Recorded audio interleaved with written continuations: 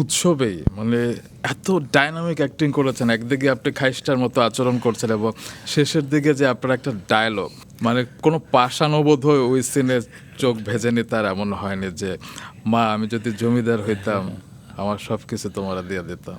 আপনি কোন আবেগ নিয়ে কথাটি বলেছিলেন? আমার প্রত্যেকটা বাবার ভিতরে একটা আবেগ থাকে, আর আমার মেয়ের কথা খুব মনে পড়ছে ওই সময়। আরও ছোট ছোট কিছু কাজ আছে, সেগুলো অনেকে রিলেট করতে পারে না। আসলে আমি যেভাবে পোর্ট্রেট করার চেষ্টা করেছি, জাহাঙ্গীর সবাইকে ভালোবাসতো, সে ধরে রাখতে পারে না জন্য তার সাহসটা চলে গেছিল। ভাগনা যখন আমাকে একটা গিফট দেয়, আমি নিয়ে ভাগনাকে না বুঝতে দিয়ে পরে কিন্তু গিফটটা আমি জড়া ধরি। আমি সবাইকে জড়া ধরতে চাই, কিন্তু আমার জীবনে কেউ থাকে নাই। এই ইনসিকিউরিটি থেকে আমার তো রাগ চলে আসে, যেরকম আমার শরীর চাচ্ছে না, অক্সিজেন লেভেল কম, আমি তো রেগে যাবোই রে ভাই। আর ওই সিকোয়েন্সে একটা বাবার কাছে তো আসলে কমিউনিটি সেন্টার ছাড়া কিছুই নাই।